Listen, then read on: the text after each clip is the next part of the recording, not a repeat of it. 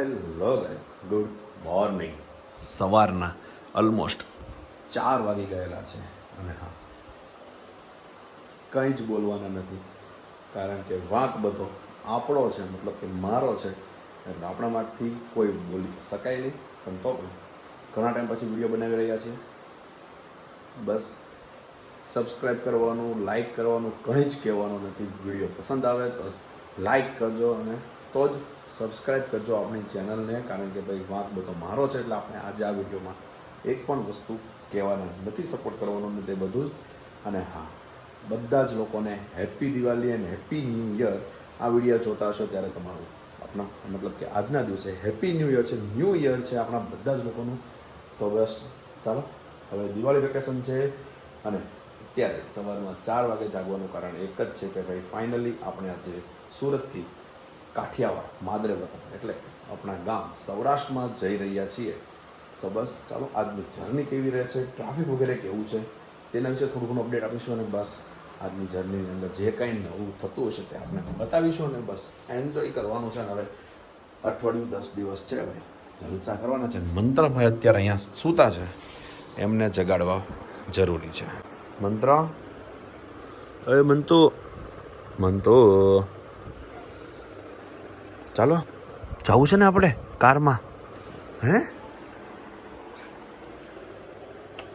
મંતો, કારમાં જવાનું છે આપણે? હે તું આવવાનો કારમાં? આવવાનો કારમાં? આવવાનું છે તારે કારમાં? હે એ શું? હે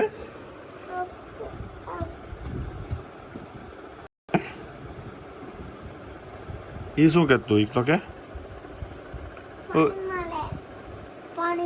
પાણીમાં શું? પાણીમાં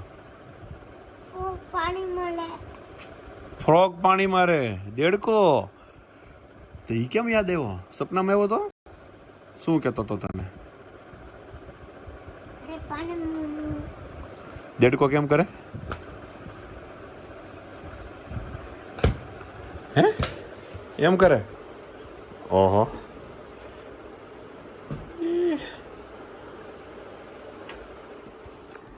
ભાઈ કઈ બાજુ આજનો દિવસ ઉગ્યો છે ને એ સિરિયસલી મને પણ નથી ખબર.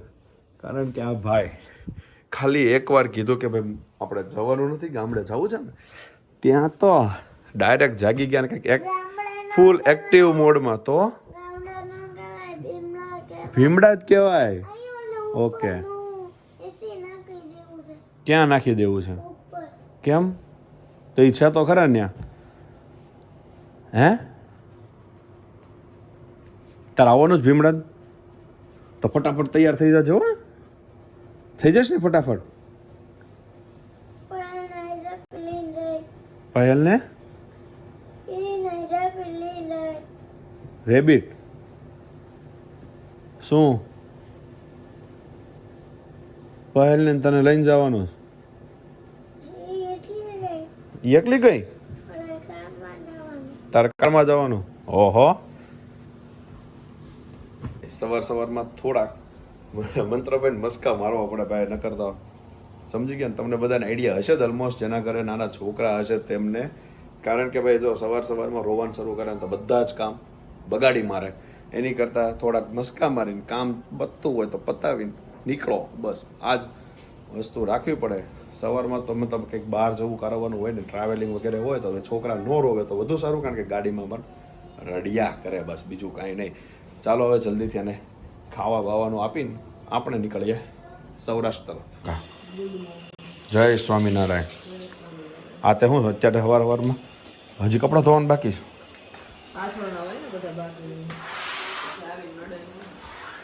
બોલો, આવીને કપડાં નડે નહીં આટલું અત્યારે બધું જો.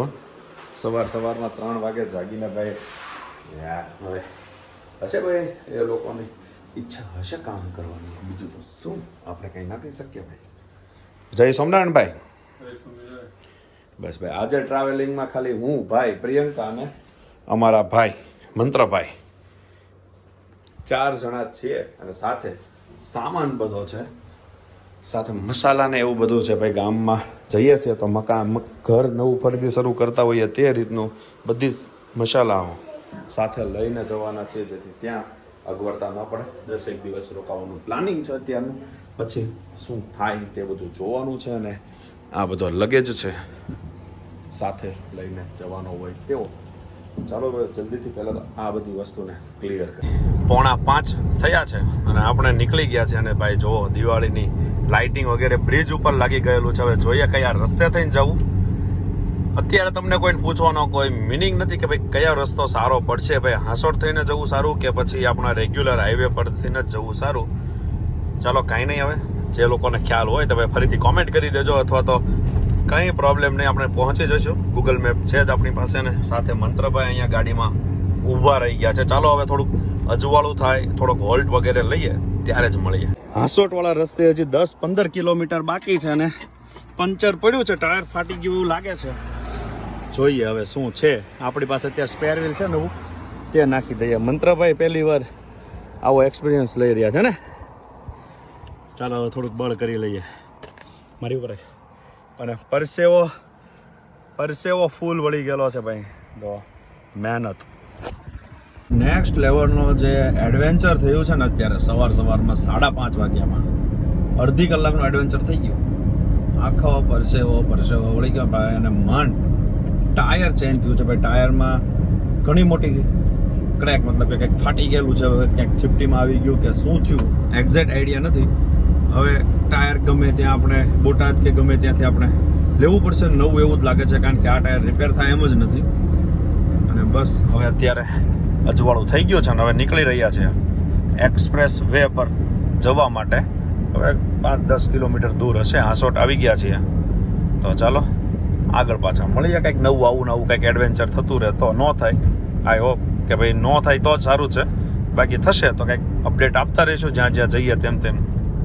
એક્સપ્રેસ વે ઉપર આવી ગયા છીએ. હવે બસ વાસદ સુધી આ જ રોડ છે એવું લાગે છે. ફર્સ્ટ ટાઈમ છીએ આપણે, એટલે 100% શ્યોર નથી, પણ વાસદ સુધીનું સાંભળ્યું છે આપણે કે ભાઈ વાસદ તમારા એક્સપ્રેસ વેથી એક્ઝિટ લેવાનું રહેશે. જોવી હવે ફર્સ્ટ એક્સપિરિયન્સ એક્સપ્રેસ વેનો કેવો છે. ભાઈ અહીંયા એક સાઈડમાં રેસ્ટ એરિયા છે, ત્યાં આવ્યા છીએ. હવે બસ થોડો ઘણો ચા ને એવું લઈ લઈએ, જેથી કોટો ચડી જાય. બંને ભાઈ સાથે ચા ને એવું પીને જઈએ. પૌવા ને ચા બંને ભાઈ તો પટેલ પણ. ચાલો થોડો નાસ્તો કરી લઈએ અને પછી મળીએ.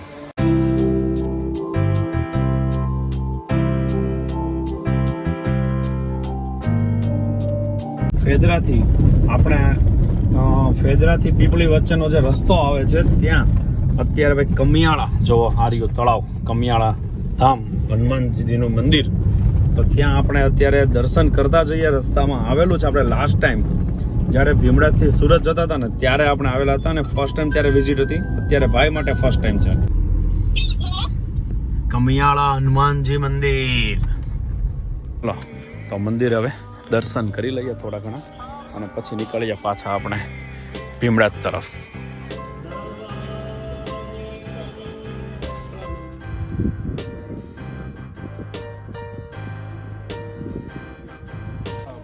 ભાઈ જરૂર તમે એક વખત કાઠિયાવાડ કે સૌરાષ્ટ્ર તરફ જતા હો અને ફેદરા પીપળીવાળા રસ્તેથી જતા હો તો એક વખત જરૂરથી ટાઈમ હોય તો મુલાકાત લેજો. કમિયાળા ધામ એક બહુ જ સારી અને સાળંગપુર જેવી ઓલમોસ્ટ સેમ જ મૂર્તિનું અહીંયા પણ પ્રસ્થાન થયેલું છે. મતલબ કે મૂર્તિ અહીંયા પ્રતિષ્ઠા કરેલી છે, સેમ જ મૂર્તિ છે.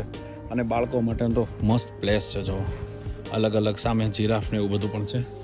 આપણે હવે મંત્રને લઈને ત્યાં જવાના પ્લાનિંગમાં છીએ. ચંપલ પહેરીને આવે એટલે એના ફોટા ને એવું થોડું ઘણું લઈએ. હા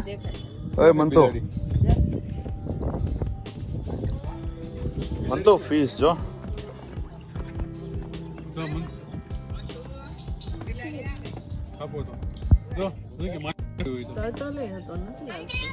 તો બાળકો માટે મંત્રાભાઈ મજા આવી ગઈ છે અહીંયા બધું જોવાની.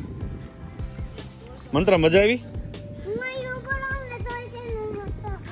તોય તો મોટો થઈ ગયો.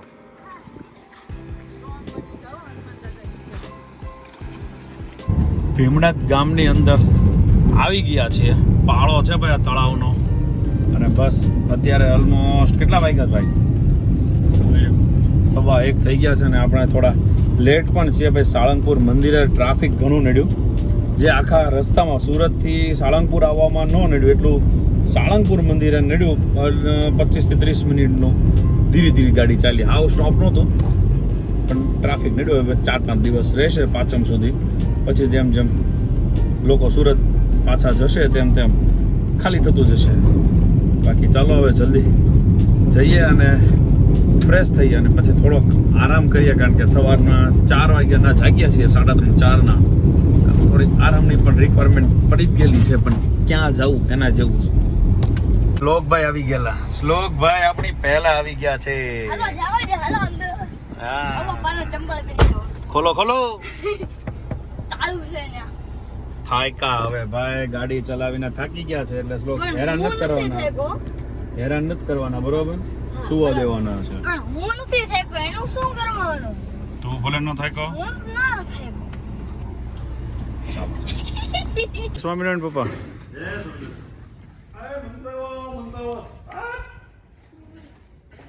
ઓય પહેલ, તું ક્યારે આવી?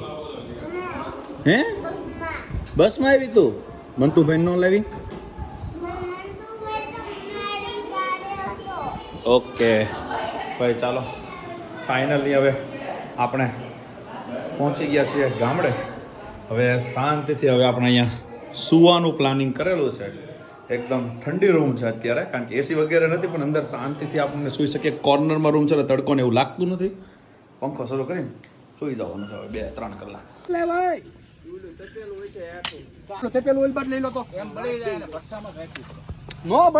અને આજે અહીંયા જે અમારે ગામમાં જે કુટુંબનો પરિવારનો જે પ્રોગ્રામ હોય છે ને, ત્યાં દાળ બાટીનો પ્રોગ્રામ હતો. અને ભાઈ જુઓ, બધાએ જાતે મહેનત કરીને દાળ બાટી શેકેલી છે બાટી, અને પછી કાંઈ એનો સ્વાદ આવેલો છે, બહુ જ મસ્ત સ્વાદ આવેલો છે.